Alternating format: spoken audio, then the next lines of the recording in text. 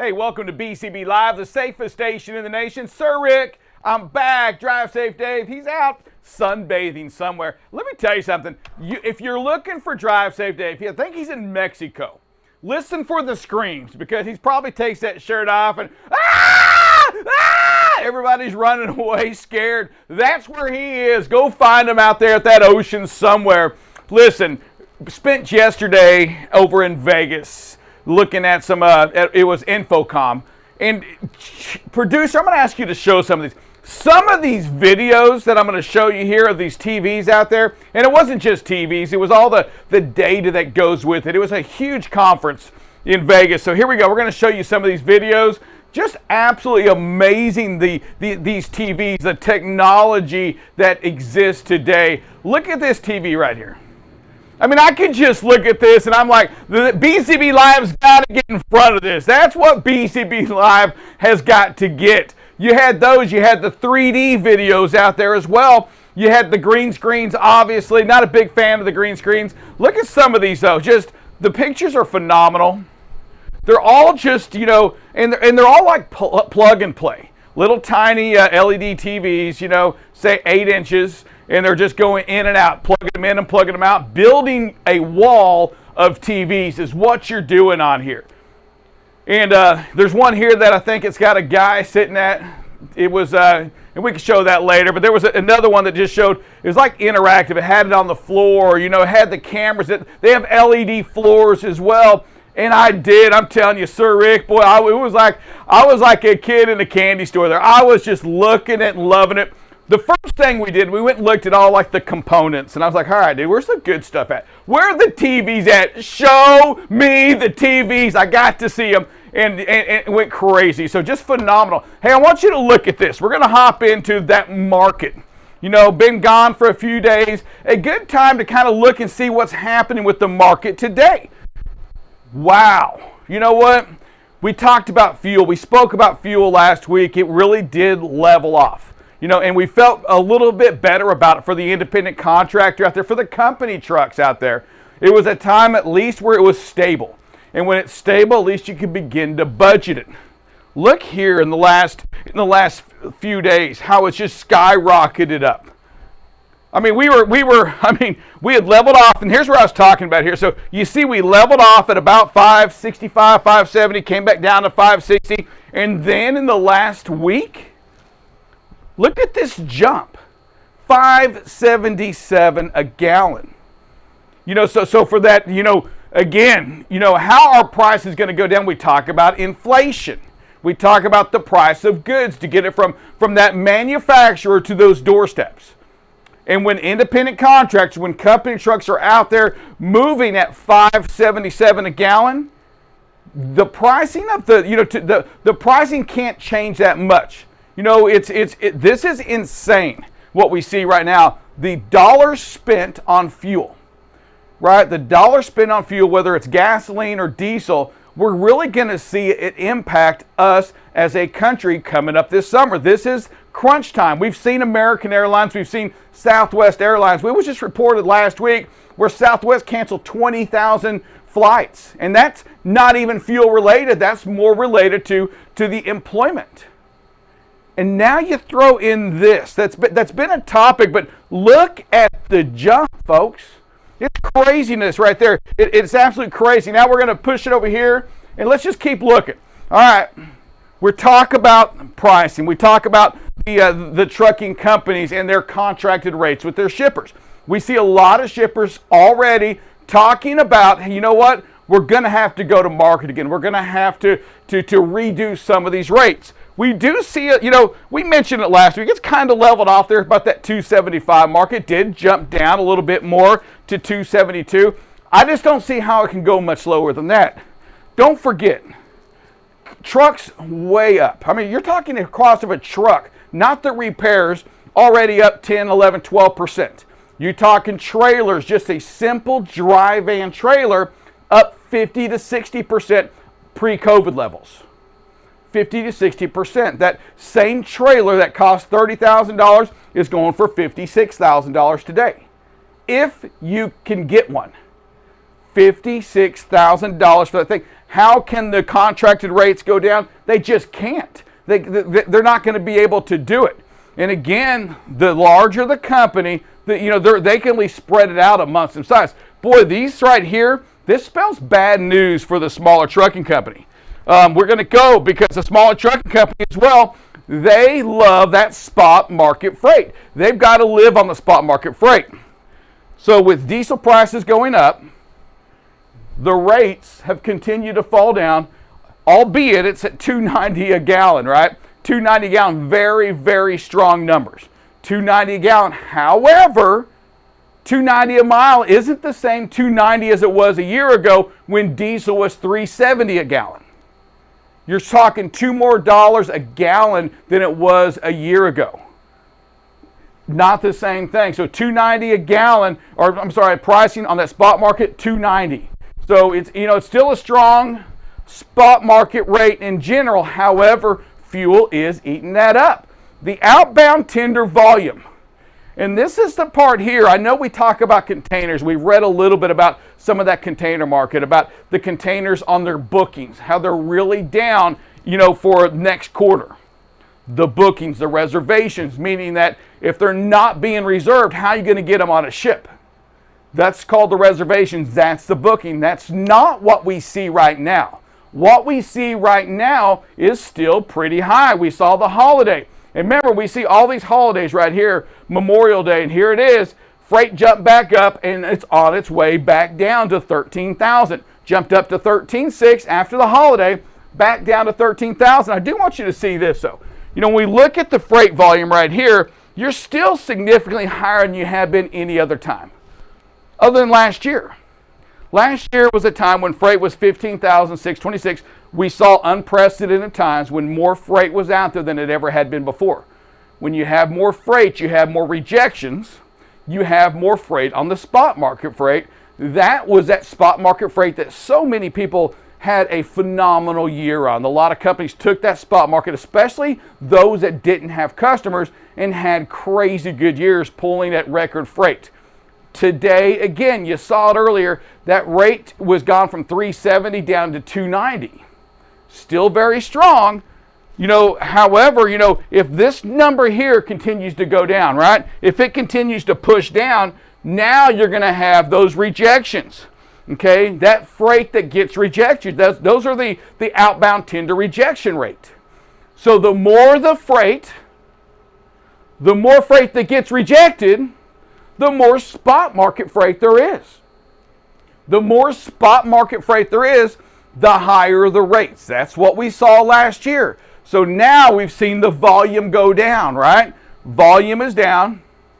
So now with less volume, that means those big trucking companies, the large brokers, they're probably not rejecting as much, and you see it right here. If you go back, and let's just look. So we talked about a record time, record volume last year. Hitting that, 15,000, 16,000 shipments. We saw record rates. Well, why were rates so high? Well, look, a year ago, you're at 25% rejected freight. So 25% of record volume was getting rejected. When 25% of record volume gets rejected, it's going to create probably record rates, which is what we saw. But America, that part is done. We as a country, we'll figure things out. We always do. And with the inflation, with the cost of fuel, some of this is getting figured out for us. That extra money's just not out there to spend. Period. There's not a question about that. So here you go. You see the outbound tender rejections up there? Well, today we're at 8.46. Still a lot of freight. Okay? Still more freight than we saw before in any other year. So we have record, we still have great freight. We still have great revenue at 290. I mean, that if you go back to years past, as a matter of fact, let's look at that on that spot market side. Let me see if I can get that going here. Here we go. All right, here, let's look at the spot market freight for a second. I'm going to show you, we'll go back 3 years. So here it is, and I'm going back 3 years. Screw it. Let's just go back 5 years. Let's make this so you can't say we forgot anything out of that. Sir Rick forgot something. All right, here we go. So here we are at $2.90 a gallon today. Every other year, you're down here at $1.90, $2.20, $2.46 right here in 3 years ago. You're still at $2.90 a gallon, or $2.90 a mile on that spot market freight. Freight is so much higher than it was back in 18, or back in 20, back in 18, back in 19. You see it. Our rates are at $2.90, just under, not much under where they were last year at the same time, at around $3.17 a mile. But when you see all of that, the big difference is this, is that fuel is eaten into that now. So it's not the same $2.90 that it would have been a year ago. As a matter of fact, you've heard me talk about it. Now that number's gone up to nearly 90 cents a mile difference between today and a year ago. So that $2.90, if you take out the cost of fuel, the cost of everything else that goes with it, listen, you're really down to $2 a mile. It's unreal what we see. But we got to keep it going. Right? We've got to somehow still spend more money. We're not going to travel as much anymore, and if we travel, we're not going to have the excess money to buy things with. So it's a real balance act we're in for right now. It's summertime. The money's going this year, other than it has before, to that cost and goods. It's going out to the services. Right? We're buying services today. We're not buying refrigerators. We're not buying, household items today. We're back on vacation, spending more money on an airline ticket than we've had to do in years. And the rates have been elevated, right? For the trucking industry. That cost, you think about this. You see that diesel pricing up right now. As a shipper, you're passing that on. Now, the trucking company, those that have the contracts with the shippers, they're able to pass that on as well. But you as a consumer, not only are you paying for that gasoline in your car, do you realize that this cost right here that you're seeing, that extra 90 cents a mile, is also getting passed on to you? So you pay it at the pump once for yours, and you bitch about it and you complain about it, and it's real. It's real dollars out of your pocket. And now, not just the normal inflation, now you have this fuel that you're also having to pay for those cost of goods. Lots of things, man. This is going to be an exciting next 3 months. How do we as a country how do we fight this? How do we battle through this as interest rates go up? As we see an industry that's really becoming more challenged? How are you using technology to help you?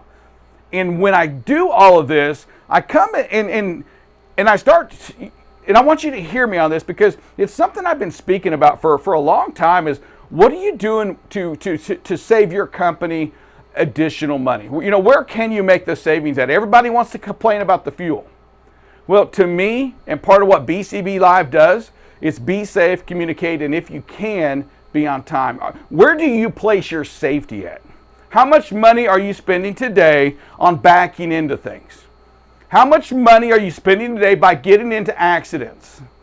How much downtime are you using when you pick up that phone for a second? When you grab that phone and you begin to text?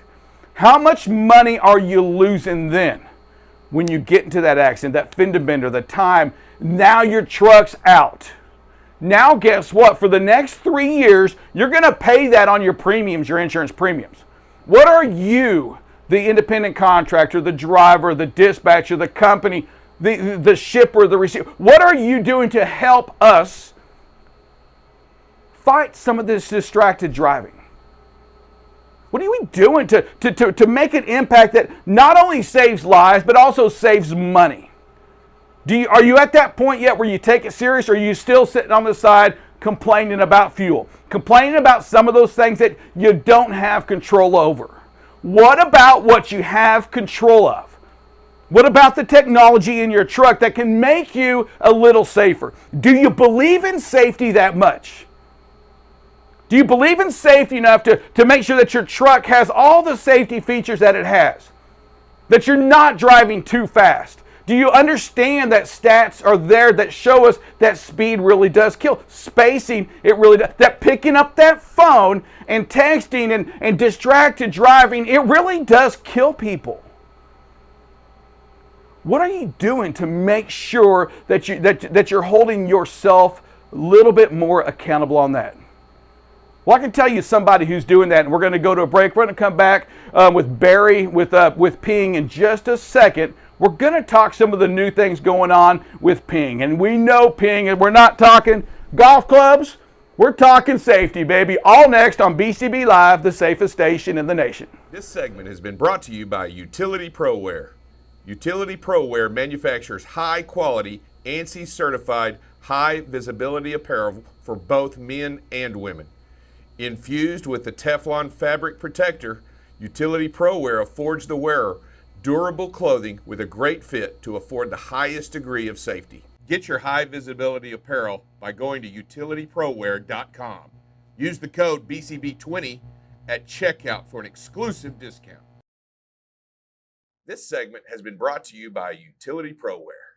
Utility ProWear manufactures high-quality, ANSI-certified, high-visibility apparel for both men and women.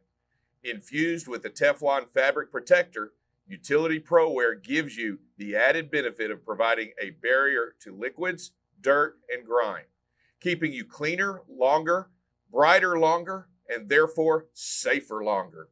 Get your high-visibility apparel by going to utilityproware.com. Use the code BCB20 at checkout for an exclusive discount. Welcome back to BCB Live. You know it, we're the safest station in the nation, and that means we only bring on the safest people, the safest companies in the nation. You know what? We haven't seen Barry in a little while. Barry, bring Barry in. Let's bring him on into my world. Barry, how you doing, buddy?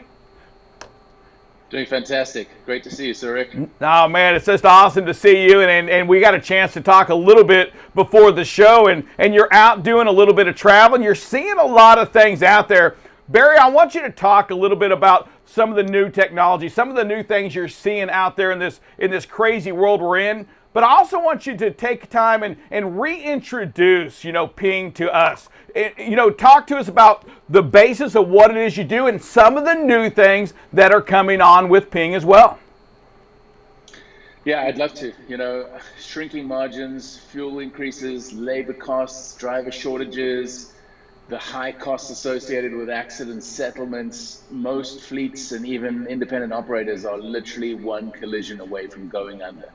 Yes. And that's our focus. Our focus is getting to a point where everyone arrives home safely and making the roads safer for everyone, not just our truck drivers, but everyone on the roads. And technology has a huge part to play in that. Unfortunately, technology is also very often the enemy, in that we have, as a society, become incredibly distracted by our phones and our tablets and the ping and the buzz and the vibrations of everything that hits that device while you're on the road. And when you get a surge of dopamine to the brain after hearing your phone buzz, you instinctively grab it, not realizing that it's illegal, it's dangerous, and it's putting everyone else at risk. And I'm not just talking about truck drivers, I'm talking about young kids and even people that have been driving for 20, 30, 40 years. It happens to everyone. And so that really was the genesis of us looking at technology both as a problem and as a solution. And coming up with Ping, which is what we believe a necessary part of keeping drivers safely connected to messages that could affect their trip. So essentially what Ping does is it listens out for email, for text, for other notifications, push notifications that could come from a trucking app or some other app, and reads them out eyes-free, hands-free to the driver so that they can stay focused on the roads and not be looking down. Even a 4-second glance at your phone, your vehicle has traveled the length of a football field by the time you come back up and look at the road ahead of you. And that in many cases can cause injuries, can cause damage, and can cause fatalities. So We built the company based on safety, but we also think about it from a driver's perspective as a productivity tool and a convenience tool. Because let's face it, if you get a message that says there's a load going from New Jersey to Indiana, do you want it? And that comes across as an email, and you're driving down the highway, what are the chances of you getting that message? Probably next to nothing, unless you break the law. So we're focused on that as one aspect of what we do. Another aspect of what we do is we actually show drivers how they perform behind the wheel. So do they speed? Do they hit the brakes too hard? Do they accelerate aggressively? Do they handle their phone while driving? And these coaching mechanisms will enable drivers to save money on fuel and maintenance, but also nurture them towards more safe driving behaviors. And then the third thing that we're super excited about is rewards. So in the realms of creating a safety environment, a safety culture, if you are a safe driver, we can reward you for that.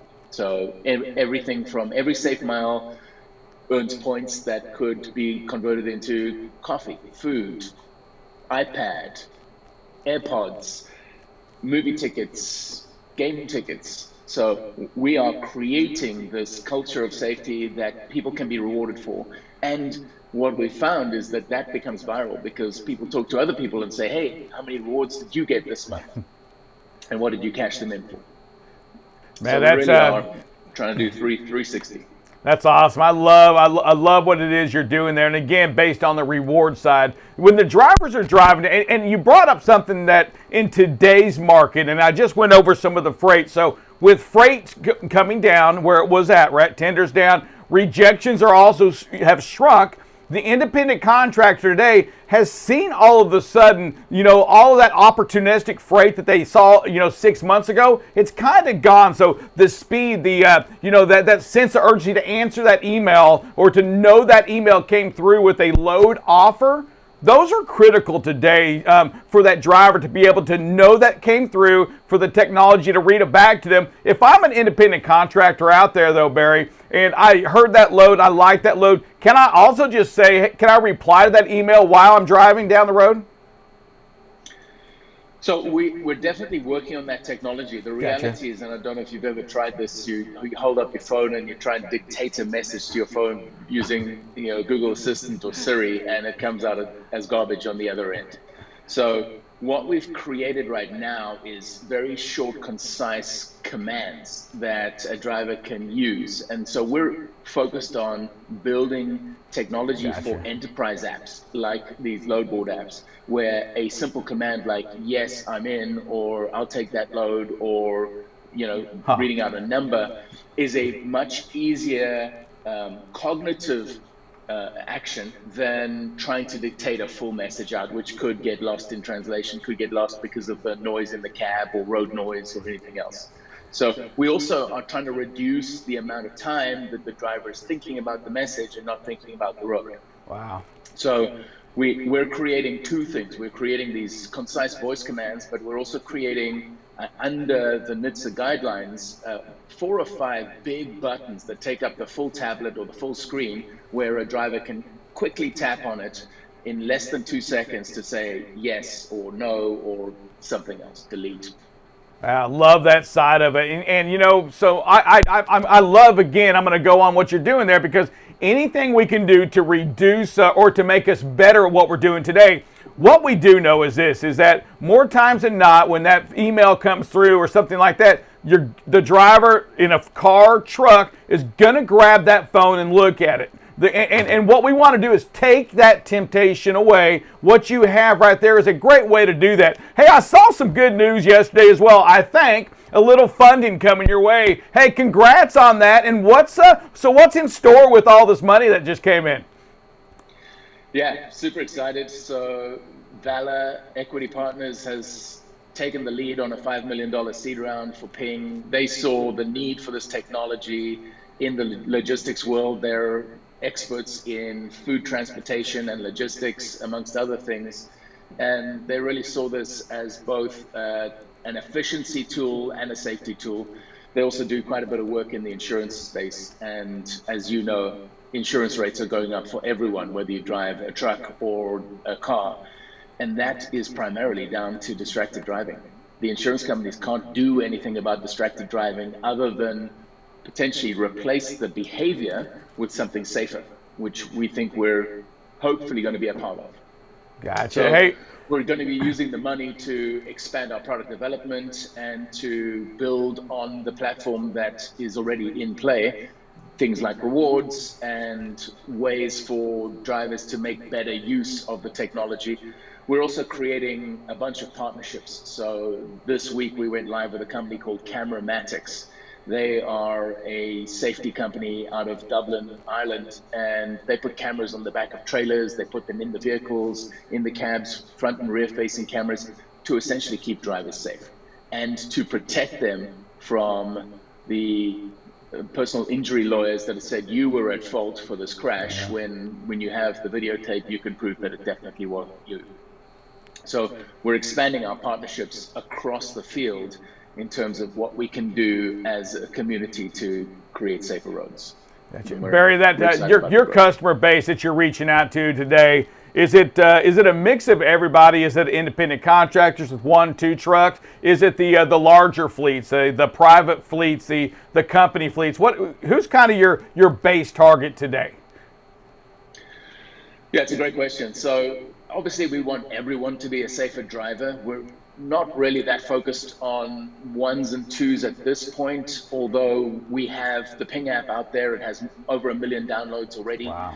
And we're seeing just fantastic feedback from people saying this literally saves me time and money. And what we don't want is independent contractors deadheading on the way home because they haven't got any loads and missing 3 or 4 emails that could have resulted in revenue for them.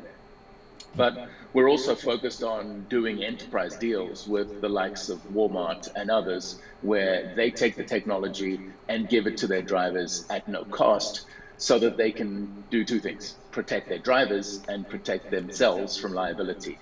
So an independent driver can be fined up to $2,750 per distracted driving occasion, and a company will get fined $11,000 per incident. So, the violations can really affect your safety measurement system, your SMS as well. And, the knock-on effect is huge for everyone, as will your insurance rates go up. So yeah, and Barry, we're targeting insurance, big fleets, and associations that can push Ping down. What I prefer not to have is drivers pay for Ping themselves. Yeah. I would prefer an association or an institution to say, take this technology, use it, be safe, and make sure that everyone else is safe. Hey, talk to me or talk to the trucking company that's watching this today that just go and tell us, and I hear it, and I know you hear it too, well, I have a no cell phone policy. That's just not enough. And what are your thoughts on that? Because so many of them will say, well, you know what, they're not supposed to use it. I have a policy that protects me. And I'm like, you know what? If there's a phone in the truck or if there's a phone in the car, somebody's going to use it. What you've got to do is find a way to take away that tip or use it differently, reduce the amount of time they're on that phone. What are your thoughts on that? Yeah, it's a great question. And yes, there are policies out there, engines on, phones off. But the reality is that as humans, we do get a surge of dopamine to the brain every time our phone buzzes or pings. And it's such a strong urge, particularly when many of us have been locked up during the pandemic and sitting on our phones 24/7, that it's very difficult to control unless you have a camera in the vehicle. And even then, that's a reactive response. It's not stopping the behavior. You will have to view the tape and say, okay, he's on his phone, she's on her phone. So we really looked at technology as an enabler for efficiency, and these messages can change the nature of your trip. They could divert you, they could give you another load, and if we can eliminate the visual distraction and the cognitive distraction of looking at your phone and still keep people safely connected, then we're doing the best of both worlds there. And that's what we've done. The policies have to be enforced and they have to be maintained. So it's not good enough just to have a driver sign a policy that says, I won't use my phone. You have to be able to enforce it. and personal injury lawyers and other bodies have said it's not good enough that you've made someone sign a policy 12 months ago unless you are constantly monitoring phone use. And as you said, if there is a company phone in the vehicle, they're going to bring their personal device anyway. So rather replace the bad behavior with a better solution than simply put your head in the sand and say, but they've signed a policy, I'm in the clear. That's not how it works in the real world. Gotcha. So you take that, and then you also take that rewards program, and you're starting to encourage and reward, our drivers out there on the road, and those are the big trucks and the small cars, for doing the right thing, for being safe, for staying focused on that road and using that ping technology to help them get there. And you know what? If you can go to a movie, if you can get a free coffee and be safe, there's nothing wrong with that either, right, Barry? 100%. So, we're creating a safety culture. Show the driver their own behavior data and give them the tools to stay off their phones but still stay safely connected. And if you do both of those things well, here's some extra stuff here. Awesome. Love it, love it, love it. Hey, Barry, I want to thank you for being on BCB Live. Before we let you go, need you to state your name, who you're with, and then say you've been watching BCB Live, the safest station in the nation. Well, thanks, Sir Rick. I'm Barry Arnold from Ping, and BCB Live is the safest station in the nation. All right, Barry, thank you so much. I can't wait to see where you all take this software to. And I know you know this, and I know that you hear it, but what you're doing is so critically important to the success of saving lives and creating a culture of safety in trucking companies. Thank you, Barry, for what you're doing. Have a great weekend. All right, buddy, you do the same. Wow, just, we continue to hear some of these folks that bring on this technology around safety, and we hear it about the attorneys. We hear about that. No longer is it just enough than to say I had a policy. No longer is it just okay to say, well, I told them what to do. I didn't tell them to be to speed. I didn't tell them to run illegal. It's in how you present it. It's in the culture of the company. How's the culture at your company? I take a long time and I look at the culture of our company. I look at the culture of other companies because it really does speak to this. My big belief is that the companies, first and foremost, that make the most money, if that's what you're about, tend to also be some of the safest trucking companies out there. What does that mean to you? If the safest trucking companies tend to be, and take a Heartland Express, look at Heartland. I mean, they've been known to be, the best at the operating ratio. Yet they're also a safe company. They shut drivers down when the storms are bad, and it used to be a thing where, Heartland's going to shut down again, and boy, how that's changed in our industry. That for not for the first time, but recently, how we've all moved towards the safety side. Avoiding the accident, not allowing yourself to get into that part.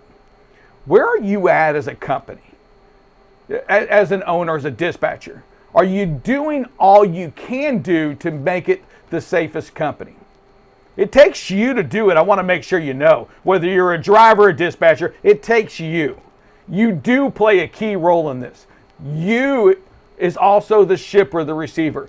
Do you realize that you can really make somebody's day, a driver's day, by unloading them timely, by letting them know that maybe you're even short and it's gonna take a few hours, communicating with them so they can plan their day. You, the broker, do you realize the power you have on creating safety in this industry? How are you talking to those drivers? Are you arguing with them? Are you getting their minds distracted while they're driving? Do you pay attention to that when you're talking to a driver? Do you listen to them and know they're on the road? And you're getting onto them for being late. Do you realize you're creating a distraction? A distraction that's not needed. Let's just face the fact, the load's late, deal with it. Have the courage to take that driver and put away some of those distractions. We see it from folks like Ping. where they create software to take away, to minimize that distraction. What are you doing to help them minimize their distractions, to keep them focused on a job that's required? A job that requires all of their attention all the time. That for 5 or 10 seconds, for 8 seconds, for 2 seconds in a row of leaning back, you're just stretching, that you can kill somebody, go off the road, kill yourself, hurt somebody. That if you're not fully focused for that entire drive, that you are indeed taking a chance on life. What are you doing as a driver today to make sure that you're doing all you can do? Yes, maybe you're having a deadhead too far to get a load, or maybe that trucking, that broker you did was, but what are you doing? Are you looking at your equipment before you get on the road? Are you doing that pre-trip, that post-trip, and are you leaving it for somebody else to do? Do you understand that there's really not much difference in what you do as a job on that pre-trip, different than that pilot or that plane does it on when they do their pre-trip? Do you believe that you can really get into that truck and that trailer, right, and drive down the road without looking at it, and you don't know what the tires look like, you don't know what those brakes look like? I'm not talking about the damage that was on there right now. I'm talking about your equipment. Are you driving the safest equipment? Do you have it set up to make sure that you do your job to keep us safe, to get your family home and my family home? Are you doing more than you can? I'm not talking about the minimum. I'm talking about doing all you can do to keep yourself safe and to keep others safe. We have Dale Kellen, Double Check Dale, coming up next. We're going to talk, you guessed it, a little bit of weather, and then we're going to hop in and go over some videos and some safety news. You get this, you get so much more, and it's all here on BCB Live, the safest station in the nation. You're watching BCB Live, the safest station in the nation. BCB Live covers freight. Here we are now at 21% of record freight being rejected. News down in Texas. We're going to talk a little bit about this. We had another $1.5 million seizure. If ever there's a time to do a pre or post trip, it's if you're doing something wrong. Weather, traffic. Hey, good morning, everybody. Welcome to some traffic and weather with Buckle Up Bob. You can kind of see where the visibility can be compromised a little bit. Again, right where that rain is. And most importantly, safety. One of the things that we must do is make sure that safety is the number one thing that we focus on. Going into an intersection yellow is not the way. That's to clear an intersection, not to enter an intersection. Tune in weekdays from 7 a.m. to 8 a.m. Central Standard Time. You can watch BCB Live through LinkedIn, YouTube, or Facebook. So what are you waiting for? Subscribe today and follow BCB Live. Welcome back to BCB Live, the safest station in the nation. Double Check Dale, how you doing, buddy? Hey, I'm doing really good, Rick. Yourself? You know what? I cannot and will not ever complain, Dale. That's not what I do here on BCB Live. Hey, interesting. So I grabbed the paper like I do every morning, and I'm looking at the business side of the Wall Street Journal. Probe of Tesla crashes expands. Then right below that, chip shortage hit frontline technology. We still continue to see news on that chip shortage and how it's, trucks and cars are still, they're able to get made. The production lines are rolling through. Some trucks, though, Dale, they're not having all the safety functionalities that they're supposed to have because they're still missing a chip or two and they can't have that stuff. And then you have the Tesla crashes.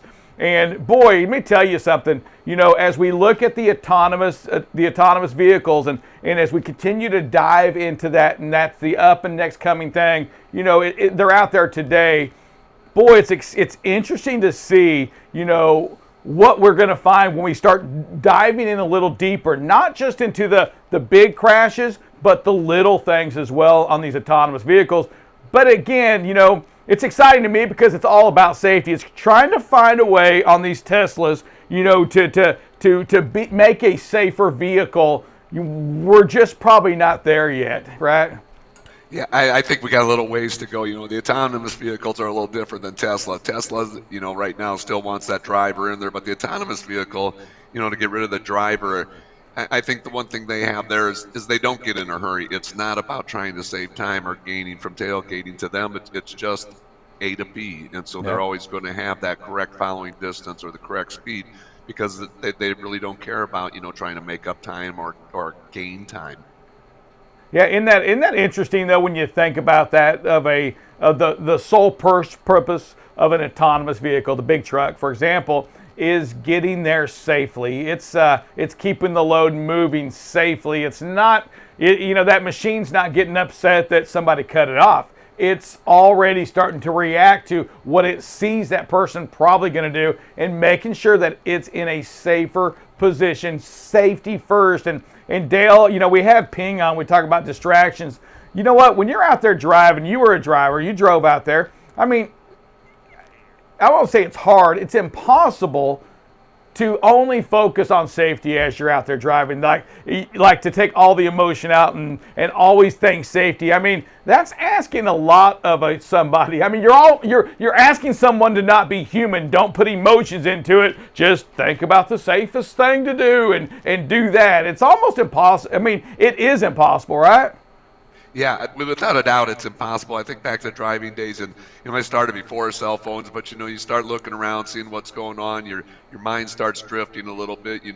What's going on at home or within your family, and all of a sudden you start drifting off on that, and then you think, oh my goodness, where am I at? And so to stay focused 100% of the time and not get distracted is really, really tough. Dale, what are we doing now? We're going to do some weather. We're going to do some videos. We're going to talk safety. You lead the way. I'm just here. I'm on your show right now. Fantastic, Rick. With that, I think we'll see if we can't get a screen. All right, here we go. So Dale will have a little delay. There we go, Dale. Okay, there we go. We'll start with winds, and right now the only winds you're going to see are, to speak of, in Oklahoma, and there's actually a pretty strong thunderstorm going on right up there right now, and that's why these winds are there. As we go through the day, there's not going to be a whole lot of change as far as winds, anything getting really strong, with the exception if we go up into the northeast New England states. We're seeing some winds pick up there. They're going to be pretty strong from mid-morning all the way into the evening hours. And so if you're up in the New England area, those northeast states, make sure you're aware of that. The other area that Montana and into Wyoming, we're going to see a little bit of wind there as the day progresses. But overall, as we progress, kick this into motion, really don't see a whole lot of winds in most of our travel areas. Of course, like I said, Wyoming, we're going to get there. Overnight, they're going to see some more. Temperatures are really the really big topic right now because it's really affecting our weather so many different ways. And we're going to take a look at rain and thunder right now and see where we got the storms going on. And a lot of it is because there's so much heat in the south and the winds going up north that's blowing that moisture out of the Gulf, and where the warm and cold meet, that's where we're seeing some thunderstorms. So currently, like I said, up in Oklahoma, right there, we got that pretty strong cell in Oklahoma, eastern Oklahoma, working its way into Arkansas. And as the day progresses a little bit, it goes down into Louisiana. And so by this afternoon, Louisiana has a pretty strong storm going on. And then also Florida is going to see a whole lot of rain again today. But other than that, just some pop-up storms across the United States. They're fast moving. They pop up. A lot of them will have some very strong winds associated with them. Lots of thunder and lightning. But now, like I said, the ones we've looked at already are the major ones going on. As we go in the overnight hours, do want to take a stop and look at that one. That's in Arkansas overnight. Let's back that up a little bit. Right there, going into the overnight hours and tomorrow morning, really strong storm right down there, in the Memphis, Tennessee area, Arkansas. So be aware of that if you're traveling there in the overnight. Scatter it, go ahead a little bit. Tomorrow morning, we see how that expands a little bit to northern Mississippi. Some more rain going on in the upper Midwest or up in Minnesota, southern Iowa. But like I said, temperatures are really the thing to talk about right now, because I don't know if we'll hit 100 in the Dallas-Fort Worth area today, but it's definitely warming up. This is it's 3 o'clock this afternoon, Dallas at 95, Lubbock 99. But look how west, Las Vegas 107, Phoenix 111, Houston 95. We just see that dark red all the way along the south here. And as we go to tomorrow afternoon, it's even warmer in most of these areas. I think we'll see the hundreds here in Dallas-Fort Worth area tomorrow. Right there, that's 2, 3 p.m. There we go. Lubbock, 103. Dallas, 101. El Paso's probably 105. And so just want to caution everybody, heat, that type of heat will take the moisture out of you in a hurry. It will dehydrate you in a hurry. So make sure you're carrying some extra water with you. Make sure you're staying hydrated. Don't overexert yourself. Don't get into a heat stroke situation, because this heat is real, and it will sap your strength and your energy in a hurry. One of the things about heat stroke is you get disorientated. As we go into Sunday, and I'm going to take a look ahead into Sunday, there we go again, hundreds in most of Texas, Phoenix, Arizona, New Mexico, some very, very warm temperatures, and it stretches all the way over to the Atlantic coast where the high 90s. Up in Oklahoma City, it'll be 100 degrees on Friday. So the hot temperatures are here. Be prepared for them, and just do the best. Carry that extra water. Don't overexert yourself. Make sure you're taking care of yourself. Hey, Rick, if it's okay, I'm going to just jump right into safety. Do it, baby. All right. This week is, and this month is National Safety Month. And so we've just been looking at all the different, there's so many different aspects, for safety. Earlier this week we talked about equipment and PPE, seat belts, road signs, warning signs. Yesterday talked a lot about non-driving injuries, the slips, trips, and falls. And today we're just going to talk about you, the driver, the individual out there. How are you feeling? Are you feeling okay? Are you tired? Are you worn out? Are you stressed? What's your diet like? I mean, because diet plays such an important part of it on how you feel. Are you hydrated? So you just have to take cues from your body and listen to what your body's trying to tell you, and go with that. And so that's really what I got going today. It's Safety Month. But safety begins with you, and so you got to just listen to what your body's telling you, what your mind's telling you, and listen to it and take action. I like that. That's what you do. You've got to listen to your body, and sometimes we want to argue with it, right? We want to kind of like try to fool ourselves into thinking, well, you know what, I'm not tired. I shouldn't be tired. I mean, I got plenty of sleep. I'm not in my zone yet. And sometimes you're just tired, whether you've had 4 hours of sleep or 10 hours of sleep. You just can't get up, right, Dale? Yeah, absolutely. And I mean, Rick, you said it, you got to listen to it. You can't argue with it. Going back to driving days, so many times, it's just 30 more miles, I can make it. It's been so much safer. I just pulled over, took a nap, and then continued on rather than trying to push it. You just got to listen to it and do what's the safest thing. Yes, sir. Hey, I know, speaking of safest things, hopefully we have a lot of safest videos we're going to be looking at here. So let's roll it, baby. Here we go. Video number 1. First, we got good distance, four-wheeler wrong exit. How many times do we see this driver, and this one's doing a great job with the distance and speed management, seeing watch that little white car coming over. Oops, not where he wanted to be. But, because the driver has got a manageable speed, he's got great space there. When this four-wheeler decides that he's in the wrong place and goes across, we have plenty of space, we have plenty of time to react. And so just kudos to this driver on this one, being aware of the big picture, what's going on. Yeah, I agree 100%. Great video. And always, again, we talk about this, but when you're aware of the situation out there, and, something just told me that the driver that sent this in, they saw something. They knew something was getting ready to happen with that white vehicle, and they began to react before it got into that bad situation that allowed that car just to get over, because it was going to get over whether you wanted to or not. Great job out there. Phenomenal. Video number 2. Next, we got need to woe it up. We see a lot of following distance ones in here. We're just too close. We talk about the autonomous and not caring about, trying to gain time or anything, because we're not gaining time following this close. If we back off and get that space right, get that 4 seconds following distance, get that space right, we're going to get to to where we need to be at the end of the day. We're not going to lose any time to do it.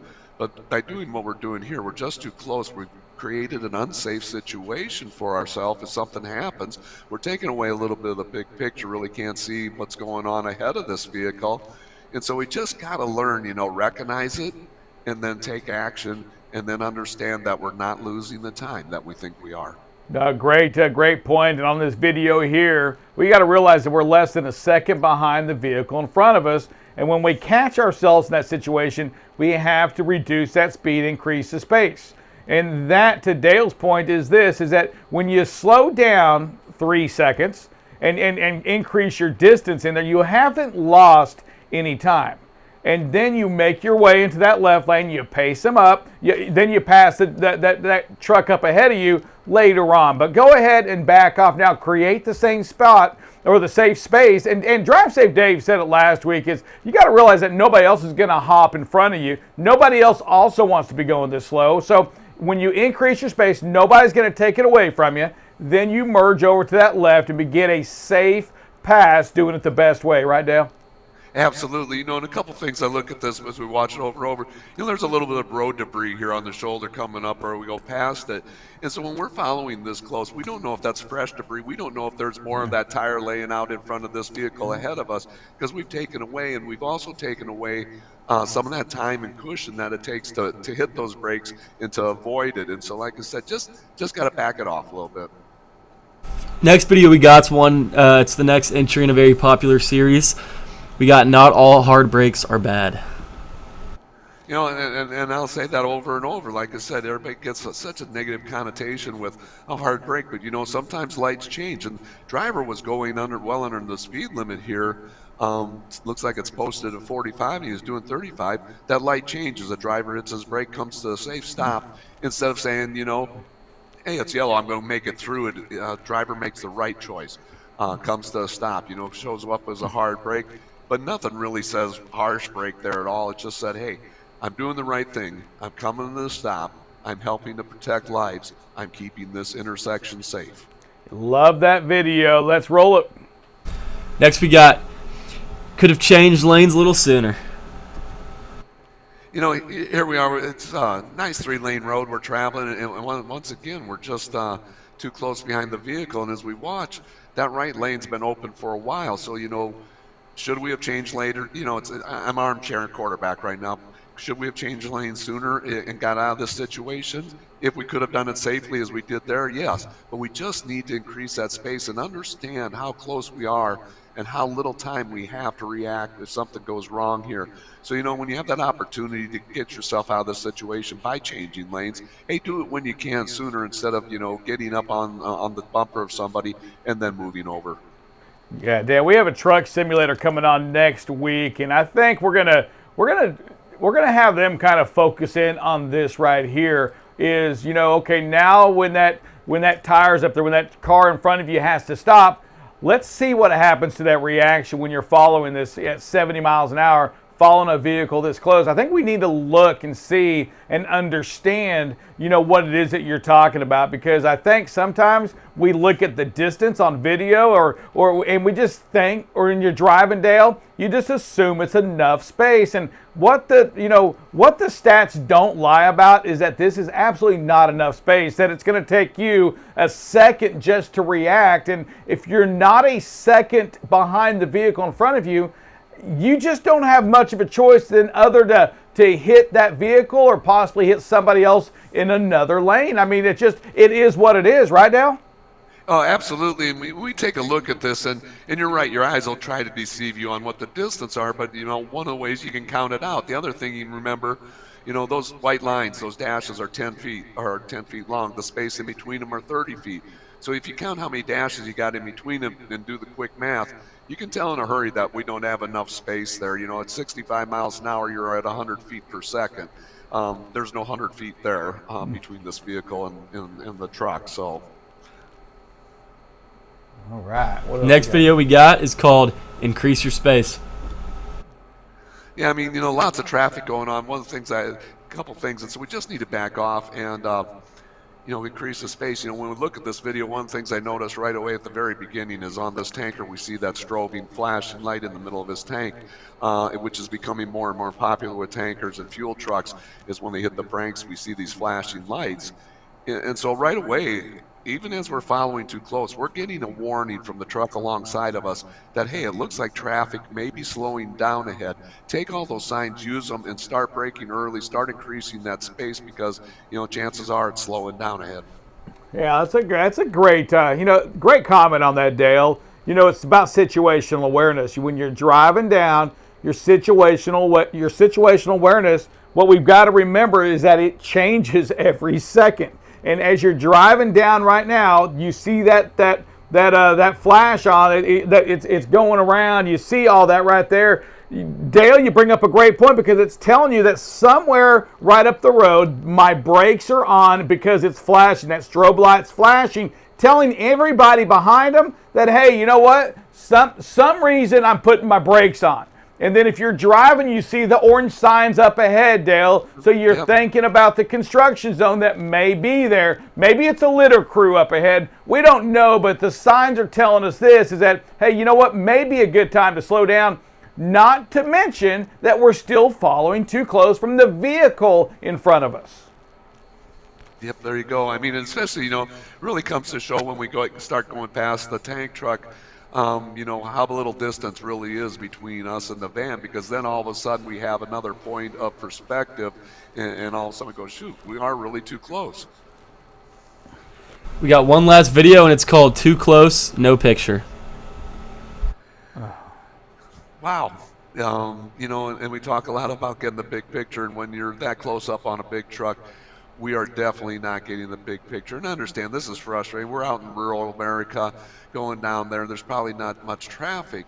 Nevertheless, we can't see what's happening ahead in front of this truck. We're following too close. We're in an unsafe situation, so we just need to back off. The opportunity to pass will come, and when that opportunity comes, we can do it safely instead of, thinking we're going to gain a few seconds by tailgating, until we see that opportunity. Just back off. I think it looks like this road probably has some passing lanes, different directions. And so if that's the case, you doubly know that, hey, we're going to get a passing lane.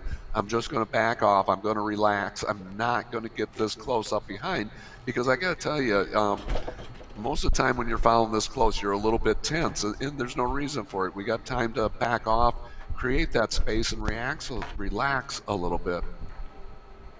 All right. Hey, Dale, great job. Great videos on that. And, so I do want to talk that last video right there. You're following that Navajo truck, and you're impatient, right? And I get all that. But Dale, to the company driver, listen. To the owner-operator, hey, listen to me about this for a second.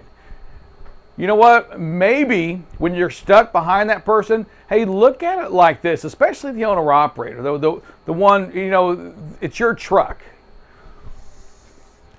You're paying $5.77 a gallon right now. You know what? Why not look at this? And this is where I'm going to say, you know what? It's tough. You're human. Hey, but put the business part of that in there for a second. Slowing down is going to get you an increase on your miles per gallon. You are going to go the same miles anyway. Why not take advantage of that Navajo truck that's right there? And guess what? It's probably going only a certain speed for a very good reason, and that reason probably has to do with the cost of the fuel right now. At $5.77 a gallon, to go slower means you're going to increase your miles per gallon, which is going to increase that cash to you at the end of the week. Dale, for an independent contractor, for a company truck, I'm saying this. Hey, take this moment when you're stuck behind somebody like you were there to say, you know what? Business-wise, taking home, I'm going to make more money this week now because of that Navajo. Take advantage of that and back it off. Increase your miles per gallon, because that's eating into your cash. You got to find a way to bring more cash home to you.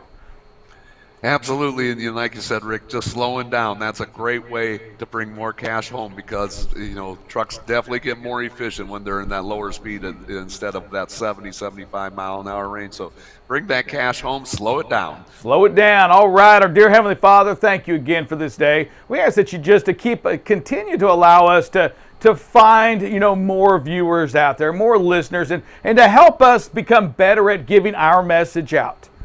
That we're trying to find ways to get us all back home safe and do it in the best way possible. Continue to give us, bless us with these people that you did on these interviews. Just great information that, again, focuses on safety, getting people home. Be with our drivers today. Keep them safe on the roads. It's in your son's name we pray. Amen. Y'all have a great, great weekend. We'll see you on Monday, bright and early, 7 o'clock. Until then, be safe.